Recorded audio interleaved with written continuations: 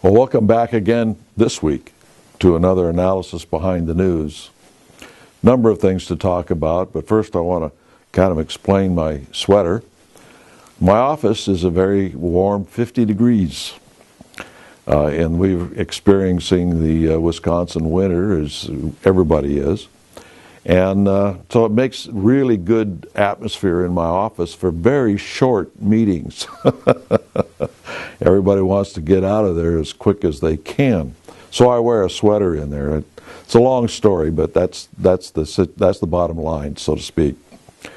One of the things I know that you're all curious about, of course, are probably Iowa and the situation in Oregon, and also the deportation of individuals out of the Scandinavian countries back to their countries of origin. At least we assume that's where they're going to go.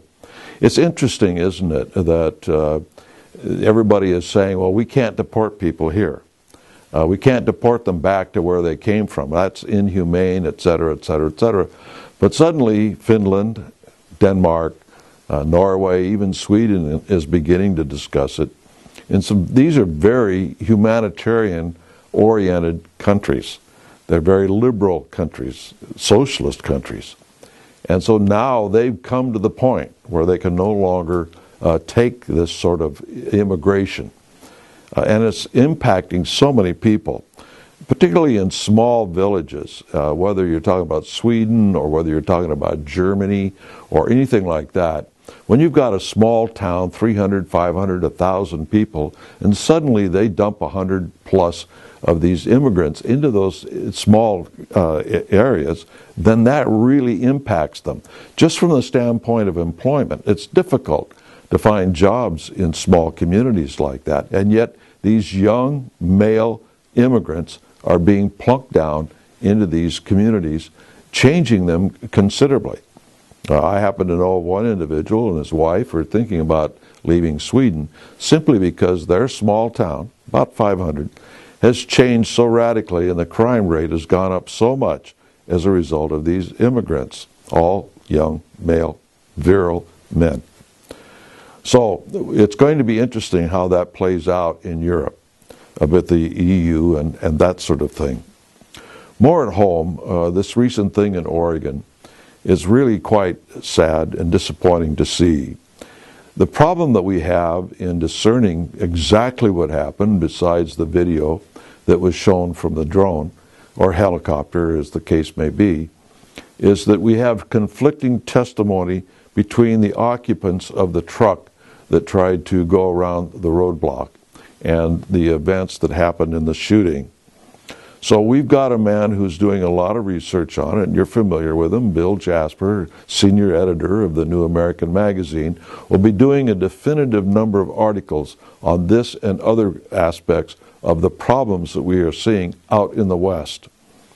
What the government has been doing, and not just Obama, but the Bush administration, the Clinton administration, etc., have all done things to shut down the lumber industry, to shut down farming, to shut down ranching, to shut down fishing, and all these things in the West and on the West Coast, harming the economy, taking land away from people that they've had in their families for generations, and calling them national monuments or some such other lockdown of land in the West.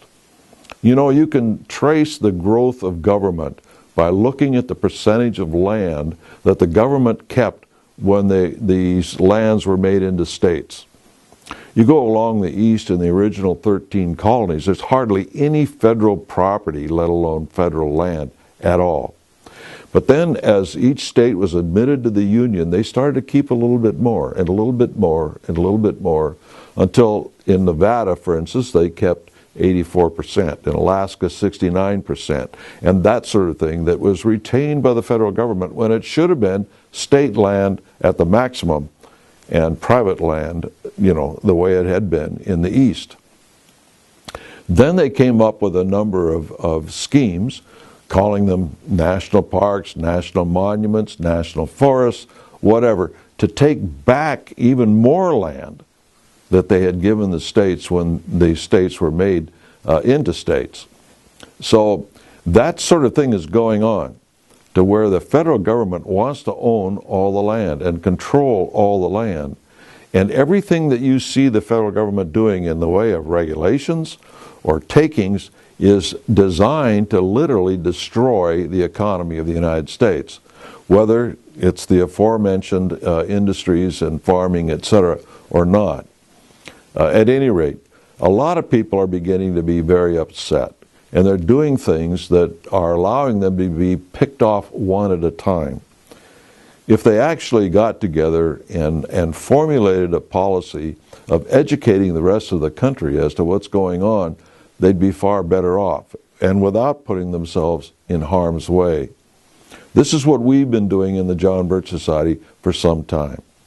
We're starting to see a reflection in the presidential elections relative to a lot of Americans just getting fed up with the federal government and what they're doing. And of course, a lot of these presidential candidates no more mean what they're saying than the man on the moon when they get in front of an audience. They're saying to that audience what the audience wants to hear. And we're not going to get specific, but there are a few of them that, quite honestly, we've taken a look at their backgrounds, the people they've hired, their advisors, their history, so on and so forth, that are just plain pandering to the public in order to succeed to being elected to office. I'll leave it to you to figure out who those are. But at any rate, we need to realize that the American Revolution took many, many years to be formulated into a program that ultimately led to our independence, albeit through a war. Many, many instances, such as we have seen in Oregon and other places recently, happened in our history. It wasn't just the Tea Party. It was a number of different things that occurred several years, 20 years before the outbreak of hostilities in 1775. And those sorts of things are beginning to happen again. But there is a huge difference between that period and the period today. The average individual does not have the technology, does not have the manpower, does not have the weaponry to stand up to a draconian government. It just doesn't. And so what we need to do is to educate the voters of the United States so that they will rectify it at the ballot box, not just by listening to the rhetoric, but discerning what is really behind the candidates and looking to see who the best individuals are to go into Congress, particularly, not the president. The president will never be better than the Congress, because after all, the same people vote for both, do they not? And so unless you have a good Congress, you're not going to have a good president. It's very simple when you look at the demographics. So these sorts of things need to be done to educate people as to what's going on. One of the things that we've witnessed over the last week is the media trying to elect the next president. It's been a marvel to watch how even fair and balanced stations are very biased as who they don't want to be president of the United States. Just as a for instance, if it had been me and I was in charge of Fox, I would not have had Megyn Kelly as one of the moderators, because there's history there, isn't it? There's adverse history between her and a particular individual running for president.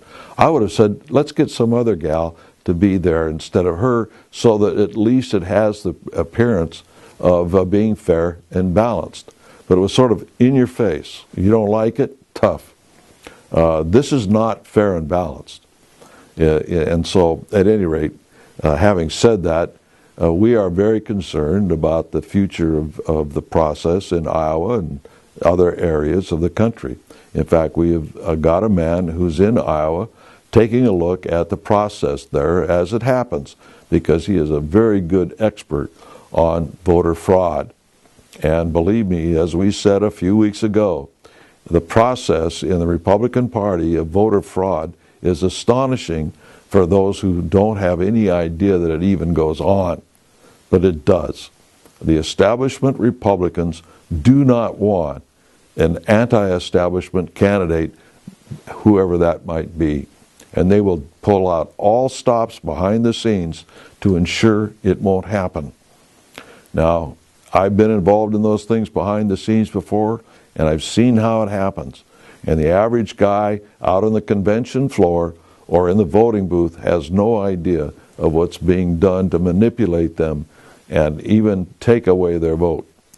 So these are some of the things that we need to watch and be aware of as we go forward into this election cycle. Until next week, we'll hope to fill you in on some of the things that are happening in that regard.